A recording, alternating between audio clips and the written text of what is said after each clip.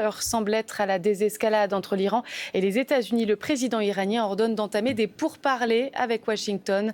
Un cadre de négociation doit être finalisé aussi dans les prochains jours.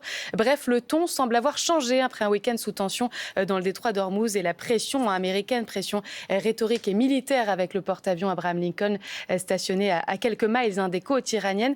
Que veut vraiment Donald Trump et que va-t-il pouvoir sortir de ces négociations? Est-ce qu'il a réussi d'ailleurs à ramener, lui, les mollahs à la table des négociations? On en parle avec vous. Merci de nous avoir rejoints sur France Info. Emmanuelle Galichet, vous êtes enseignante-chercheuse en sciences et technologies nucléaires au CNAM. Bonjour à vous. Merci d'être avec nous. À vos côtés, Vincent Arbarettier, bonjour à vous. Vous êtes historien militaire et docteur en sciences politiques. Vous allez nous éclairer sur la stratégie, évidemment, aussi américaine. Marc Laverne, bonjour. Bonjour. Géopolitologue et professeur. Vous êtes aussi chercheur, directeur même de recherche émérite au CNRS et spécialiste du Moyen-Orient. Et puis Hugues Huet, bonjour à vous, spécialiste pour France Télévisions des questions internationales. Alors c'est vrai qu'on a du mal à y voir clair, Hugues. En tout cas, on comprend que l'heure ce matin est à l'apaisement avec cette dernière déclaration du président iranien qui donc ordonne qu'il y ait des pourparlers, des négociations avec Washington. Oui, alors évidemment, c'est très très difficile de savoir ce qui se passe réellement. Est-ce qu'il y a du bluff de la part de Donald Trump? Est-ce qu'il y a une volonté réelle d'entamer des négociations du côté iranien? Ou est-ce que, au contraire, face à la menace, ils veulent gagner du temps? C'est vrai qu'ils sont un peu spécialistes dans cet art.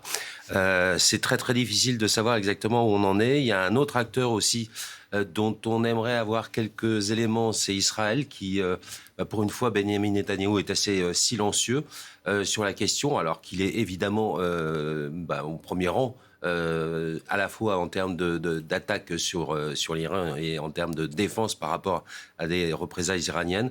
Donc oui, il y a vraiment un jeu qui est assez confus pour l'instant. Est-ce que c'est du bluff ou est-ce qu'au contraire, on arrive vers des frappes d'ici quelques jours? C'est difficile de répondre à cette question. En tout cas, Marc Lavergne, on a l'impression que finalement, chacun est poussé à se positionner. Oui, en quelque sorte, mais tout ça de manière assez erratique finalement, puisqu'on n'a pas les instruments pour comprendre ce qu'il y a dans la tête du président américain. Est-ce qu'il a des conseillers qui lui ont, qui l'ont influencé, ou bien est-ce que c'est de son propre chapeau que sort cette décision de calmer le jeu en quelque sorte? Et qu'est-ce qu'il y a derrière? C'est difficile de le dire à l'heure actuelle. Vincent Arbarettier, il a réussi, Donald Trump, finalement, par cette pression militaire et cette pression aussi rhétorique, on le rappelait, à dire aux mollahs, en fait, finalement, c'est vous qui avez les cartes en main. Si vous voulez négocier, c'est à vous de le dire? Oui, on peut considérer que c'est ça, qu'il a pour l'instant réussi au moins à avoir peut-être une communication par visio, d'après ce que j'ai compris, avec Khamenei. Tout le monde n'a pas une télécommunication en visio avec chef des croyants, un personnage religieux aussi important pour les Iraniens. Donc, ce que je voudrais dire aussi, c'est que la stratégie des Iraniens, c'est aussi de gagner du temps. Alors, gagner du temps, pourquoi? Pour mieux se préparer, peut-être au plan militaire, pas forcément contre les Américains, mais peut-être aussi, malheureusement pour la population, pour mieux préparer une sorte de répression qui viendrait. Parce que les explosions qui ont eu lieu samedi, alors je ne sais pas s'il y en a eu 1, 4, il y en a qui disent 8, enfin peu importe, ils sont en train d'enquêter aussi, les Iraniens, de leur côté. Et en réalité, la stratégie de Donald Trump, c'est de manier, mais de manière complètement globale, les négociations diplomatiques et en même temps la pression militaire.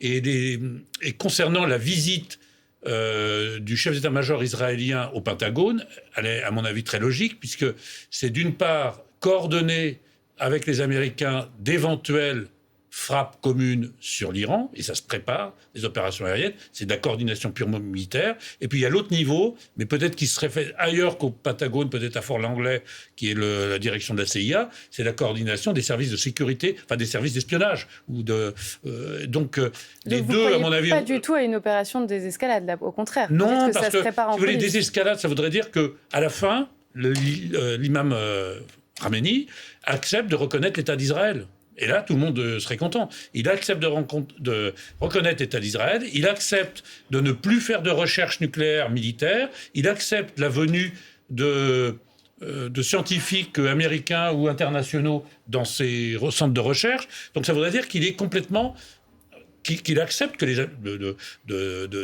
vaincu sans avoir utilisé les armes. Et pour l'instant, je ne pense pas qu'on en soit là. Emmanuel Galichet, c'est vrai qu'en tout cas, un accord, ça semble être la seule issue possible pour le moment. En tout cas, cet accord, il pourrait concerner le programme nucléaire iranien ? Il faut. C'est absolument central qu'il y ait un nouvel accord. Je vous rappelle le JCPOA 2015 où on avait un accord sur le nucléaire, on avait vraiment un accord intéressant pour l'ensemble de la planète. Et 2018, Trump le déchire. Et aujourd'hui, on revient. C'est pas aujourd'hui d'ailleurs, c'est déjà même en 2025. Ils ont essayé de refaire un accord. Je pense que le point central, c'est que des deux côtés, il y ait une égalité de traitement. C'est-à-dire que les négociateurs américains ne prennent pas les négociateurs iraniens pour moins que rien. Et donc, on est sur un accord technique, industriel, scientifique. Et donc, on ne fait pas la même chose que sur un accord économique, on brade des patates. Donc, il faut absolument que des deux côtés, nous ayons des gens qui connaissent un peu le sujet. Et je voulais juste rajouter un point. Je pense que c'est dommage que les Européens, en particulier les Français, ont été complètement mis de côté dernièrement, en ce moment, parce qu'ils ont une grande expérience des négociations scientifiques et techniques autour de l'énergie nucléaire. Alors peut-être les Français rentreront-ils en tout cas dans cette danse des négociations et des pourparlers dans les jours qui viennent. En tout cas, c'est vrai que la question de cette désescalade, je voulais aussi poser parce qu'hier on a suivi cette libération sous caution du manifestant Erfan Soltani. C'était l'un des visages de la répression des manifestations et il risquait la pendaison. Il a été libéré. Est-ce que ça, finalement, Hugues, ça nous indiquait aussi que les deux parties allaient pouvoir se remettre autour de la table ? Oui, on est un peu dans le symbole. Dans le symbole, oui, mais bon, ça compte. Ouais. Ça compte, bien évidemment, mais on va reparler un petit peu plus tard aussi des sanctions européennes. Je note aussi, par exemple, que 4 personnes de nationalité étrangère viennent d'être arrêtées en Iran. Donc les messages, ils sont assez contradictoires. Oui, on ignore globalement, encore s'il y a des Français dedans. Exactement, on ignore totalement... évidemment, ce que les autorités iraniennes leur reprochent et leur nationalité, si elles sont françaises ou européennes. Donc voilà, il y a tout un ensemble de signaux contradictoires. Il y a vraiment beaucoup de questions qui se posent actuellement sur le jeu qui est en cours en ce moment. Et c'est vrai que les déclarations dans ce sens de Donald Trump d'il y a quelques heures n'ont pas forcément clarifié la situation. Je vous propose de le réécouter puisque ce week-end, on avait l'impression finalement que les deux pays avaient le doigt sur la gâchette. Et puis Donald Trump a répondu à Ali Khamenei, au guide suprême, qui avertissait qu'une attaque américaine embraserait toute la région avec ces mots. Écoutez. Pourquoi il ne dirait pas cela ? Évidemment qu'il va dire ça. Mais nous avons les plus puissants navires du monde là-bas, juste à côté. Espérons que nous arriverons à faire un accord. Si on n'y arrive pas, nous découvrirons s'il a raison. Marc Lavergne, on découvrira s'il a raison, donc si la région peut s'embraser. C'est encore une menace finalement de Donald Trump sous couvert d'apaiser les choses ? Oui, mais d'une certaine façon, ce régime, s'il reste en place affaibli, c'est peut-être la meilleure solution pour les États-Unis. Le mouvement démocratique, l'insurrection massive de la population iranienne, c'est quelque chose de beaucoup plus gênant pour les voisins du Golfe aussi. Et pour les États-Unis, l'instauration d'une démocratie en Iran, c'est quelque chose qui va à l'encontre finalement des intérêts immédiats de M. Trump, qui c'est d'avoir un ennemi diabolisé, mais en même temps affaibli. Personne n'a intérêt, Vincent Arbaretti, à ce qu'il y ait cet embrasement dans la région et les États-Unis n'ont aucun intérêt à ce qu'il y ait un changement de régime en Iran ? Alors l'embrasement, ça dépend de ce qu'on appelle embrasement, parce qu'il faut quand même être relatif. Embrasement, est-ce que ça veut dire simplement qu'on retrouve une guerre des 12 jours avec peut-être des... Ce qui s'est passé en juin dernier. Voilà, tout dépend en fait de l'Iran, j'oserais dire, parce qu'à partir du moment... Prenons le cas où les États-Unis attaquent l'Iran. Si les Iraniens, pour se défendre, visent des pays alliés des États-Unis, mais qui sont leurs vieux adversaires, les pays sunnites du sud du Golfe, là, il y a un embrasement possible, parce qu'évidemment, ils vont pas se laisser faire. Si on appelle embrasement le fait qu'il y ait une situation instable en Iran qui ait des répercussions sur, comme le disait monsieur le professeur, sur les population du Golfe, c'est possible aussi, parce que là aussi, on prend Oman, on prend Bahreïn, et même le Qatar, il peut y avoir des mouvements de population liés à la déstabilisation de l'Iran. Parce que, alors c'est toujours, il y a la manière cynique je ne veux pas dire que les diplomates soient des cyniques, mais la manière cynique, diplomatie à l'ancienne. Pragmatique. Pragmatique, voilà, où on dit, bon, c'est pas grave, on lance quelques bombes en Iran, les gens se révoltent, on va simplement cloisonner mais ça se cloisonne pas comme ça, parce qu'aujourd'hui, on a des médias, les gens ont un lien à Internet, vous avez des minorités chiites un peu dans beaucoup de pays qui sont à majorité sunnite. Vous avez l'Irak qui est quand même assez instable aussi. Donc vous avez effectivement, c'est ça l'embrasement. Oui, il peut y avoir un embrasement. Mais vous avez parlé de l'accès à Internet, justement. C'est la stratégie aussi du régime iranien de couper Internet pour qu'il n'y ait pas de mobilisation possible, pour qu'il n'y ait pas de manifestation et surtout pour réduire au silence toute information qui pourrait parvenir aux Iraniens. Les Iraniens, du coup, eux, se sentent évidemment en insécurité. Ils se préparent au pire. C'est ce que nous explique Anaïs Anquet. Pas de quoi faire retomber la pression en Iran. Nous avons réussi à obtenir ces images. À Téhéran, les rues sont désertes, les bus presque vides. Les habitants se préparent à la guerre en stockant de l'eau et de la nourriture. Ce sont mes courses pour un mois. J'ai acheté des conserves, du thon et des pâtes. Cette jeune Iranienne, elle, nous explique être partagée entre espoir et angoisse. Donald Trump dit qu'il va frapper. Aujourd'hui, demain, on ne sait pas quand. On ne sait plus quoi faire. On devient fou. Mais c'est sûr que c'est Trump, la seule solution pour nous libérer. Ces Iraniens, en tout cas pour certains, ceux à qui on a tendu notre micro, ceux qu'on a pu rencontrer, Hugues, ils disent que finalement les États-Unis, c'est leur seul salut pour le moment. Ils ne voient pas d'autre issue possible que celle-ci. Alors évidemment, vu l'absence ou le peu d'informations qui nous parvient d'Iran, c'est difficile de savoir ce que pense exactement ce peuple-là. Ce qui est certain, c'est qu'il y a plusieurs tendances, évidemment. Il y a ceux qui sont désespérés, on l'a entendu, et qui ne voient qu'une seule issue. C'est une intervention américaine, mais pour renverser le régime. Et là, c'est quand même une sacrée paire de manches. Et puis, il y en a d'autres qui, faut pas l'oublier, on l'a vu en juin dernier, cet effet drapeau, c'est-à-dire que toute intervention étrangère, quelle qu'elle soit, a fortiori celle d'Israël, bien sûr, ressoude le pays auprès d'un régime qui est détesté par 85% de la population, mais quand même, voilà. Donc, ce sont des marges qui sont très difficiles, très incertaines. Combien d'Iraniens souhaitent une intervention américaine ? C'est extrêmement difficile à dire, mais je crois que de toute façon, ce que tous les Iraniens attendent, c'est une solution interne. Il y a des interrogations au niveau interne aussi, à savoir par exemple que l'ancien président Rouhani a demandé l'introduction d'un régime multipartite, donc d'une certaine forme de démocratie. Un autre personnage qui est important aussi, qui s'appelle Moussavi, qui était donc le leader du mouvement vert, qui avait contesté donc le résultat des élections de 2002 et qui avait engendré donc de très nombreuses manifestations, lui dit que ce régime n'a plus de raison d'exister à partir du moment où il massacre sa propre population.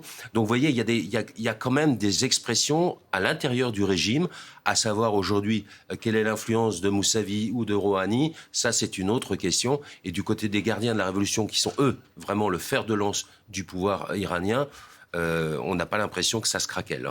La semaine dernière, c'est vrai qu'on se disait qu'il y a plusieurs voies finalement qui se dessinaient. La voie évidemment de la diplomatie que semble emprunter Donald Trump, si on écoute ce qui se dit ce matin, et le président iranien. La voie de l'intervention militaire et la voie du blocus aussi, blocus aérien ou maritime. Le détroit d'Ormuz, c'est la route maritime par laquelle transite 20% du pétrole mondial. Évidemment, Marc Lavergne, Donald Trump, il l'a en tête, ça, quand il dit il faut négocier maintenant. Évidemment, lui, tout ce qu'il entend, c'est les ressources stratégiques sur lesquelles il pourrait mettre la main. Oui, il y a beaucoup, il y a assez loin de la coupe aux lèvres, je dirais, parce que les ressources pétrolières de l'Iran, elles sont pas accessibles comme ça par des compagnies américaines. Enfin, jusqu'à présent, ce système fonctionne dans l'intérêt général et la Chine dépend du pétrole iranien et d'autres puissances aussi. Donc, ce blocage du détroit d'Ormuz, c'est quelque chose qui serait contre-productif pour le Qatar autant que ou pour le Koweït, autant que pour l'Iran. Donc, ça vous semble peu probable pour toutes les parties ? Ça me paraît assez peu probable sur la carte, comme ça c'est quelque chose qui paraît effectivement facile à faire, mais les conséquences seraient sans doute pénalisantes pour tous les pays riverains du Golfe Persique. Effectivement, on revoit la carte. Vincent Arbaretti, on en parlait ensemble la semaine dernière. Il y a ce porte-avions américain qui est stationné à l'Abraham Lincoln. Effectivement, c'était une manière pour Donald Trump de mettre la pression sur Téhéran. Il est encore au même endroit pour l'instant. Donc ça veut dire quoi? C'est quoi la suite? Eh bien, ça veut dire que tant que les négociations ne sont pas finies à l'avantage des Américains, on dit ça comme ça, eh bien, le porte-avions restera. Et si vous voulez, c'est un porte-avions nucléaire, donc il n'a pas besoin de carburant, hein, enfin, sauf pour les avions. Mais si vous voulez, oui, si vous voulez, c'est l'épée de Damoclès. Hein, c'est l'épée de Damoclès qui est au-dessus de la tête des Iraniens. Mais le véritable effet... Alors, est-ce que ça passe par un changement de régime ou pas? Je n'en sais rien, personne ne le sait. Mais... au moins pour Israël, mais sans doute aussi pour les États-Unis, le but, c'est que l'Iran reconnaisse Israël comme État. C'est ce que j'ai demandé pour vous, c'est ça l'objectif de Donald Trump, parce qu'on parle de stratégie, de Donald il faut d'abord Trump identifier l'objectif. D'Israël, il a un gendre qui a beaucoup de... Enfin, lui-même est très proche des Israéliens, et aussi très proche aussi des Saoudiens, mais en fait, lui, l'avantage, enfin, ce que voudrait faire Donald Trump, je pense, c'est de faire une sorte de marché commun au Moyen-Orient, avec Israël, les pays sunnites, un peu comme les Émirats arabes unis ont fait avec les accords d'Abraham, c'est d'échanger des ambassadeurs et de si vous voulez, de repartir à zéro. Mais malheureusement pour l'Iran, le Khamenei, qui a la même philosophie du pouvoir que Khomeini, n'est pas dans ce cadre-là. C'est pas comme le Shah d'Iran qui, lui, avait de bonnes relations avec Israël. Oui. Et d'ailleurs, ce qui avantageait les États-Unis, parce qu'ils pouvaient de temps en temps faire pression sur l'Arabie Saoudite via l'Iran, ou faire pression parfois sur l'Iran, mais en fait, ils arrivaient à être les arbitres. Mais là, la question qui se pose, c'est que le régime des Mollahs, en tout cas vu d'ici, nous semble acculé. Il n'a plus rien à perdre, finalement. Alors, est-ce qu'on ne peut pas dire, justement, ils n'ont rien à perdre, donc autant y aller au conflit? Alors, il y a des signaux qui sont envoyés, par exemple, au niveau de la propagande de la télévision iranienne, c'est par exemple, de montrer que un certain nombre de missiles balistiques sont, on va dire, quasiment au centre-ville. C'est-à-dire que c'est un message, évidemment, adressé aux Américains pour dire, si vous frappez nos missiles balistiques, vous allez frapper une population innocente, vous allez frapper des civils. Voilà, c'est ça un peu le message sous-jacent. Mais il y a quand même beaucoup d'objectifs, et tout ça est un peu confus, encore une fois, mais c'est souvent le problème avec Donald Trump, c'est qu'il y a effectivement, primo, cette négociation sur le nucléaire. Bon, déjà, il faudrait savoir de quoi on parle. Est-ce que c'est ces 400 kilos d'uranium enrichi à 60% qui sont quelque part dans la nature? Il y a aussi cette discussion, et j'y reviens donc sur ces missiles balistiques qui représentent une menace pour les pays de la région et pour Israël. Et puis il y a aussi cette question des proxys, qui certes, les proxys, ce sont effectivement les mouvements proches de l'Iran, le Hezbollah notamment au Liban, qui sont certes considérablement affaiblis, mais là aussi ça fait normalement partie des discussions. Et puis comme le disait le lieutenant-colonel, il y a aussi cette reconnaissance d'Israël, donc ça fait vraiment beaucoup de choses à discuter. Et déjà, si il parvenait par l'intermédiaire du sultanat d'Oman à se mettre d'accord, ou en tout cas à discuter du nucléaire, ce serait déjà beaucoup. Emmanuel Galichet, évidemment, c'est une guerre aussi technologique qu'il y a derrière. Absolument, parce qu'en fait, on parle du nucléaire militaire, mais il y a aussi le nucléaire civil.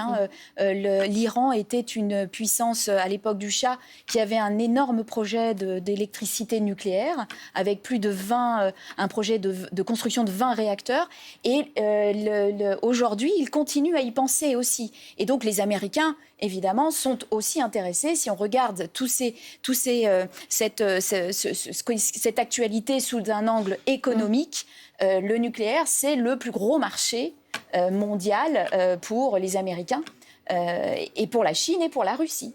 Donc, il faut absolument... Donc, il cristallise finalement les velléités de chacun, chaque empire, on a envie de dire, parce qu'on est au retour des empires. On a l'impression, avec Donald Trump, vous parlez de la Chine, la Russie, ça veut dire que pour Donald Trump, en plus, du coup, ça cristallise effectivement tout ce qu'il a envie d'avoir. Ah ben oui, parce qu'à l'époque, même avant l'été, le guide suprême avait dit « ça ne me gêne pas que des investisseurs américains viennent dans mon pays faire du business ». Donc il avait ouvert la porte à une économie mondialisée finalement sur son territoire. Et là, pour Donald Trump, c'est banco. Oui, c'est du pain béni, effectivement. Il s'est engouffré dans cette porte.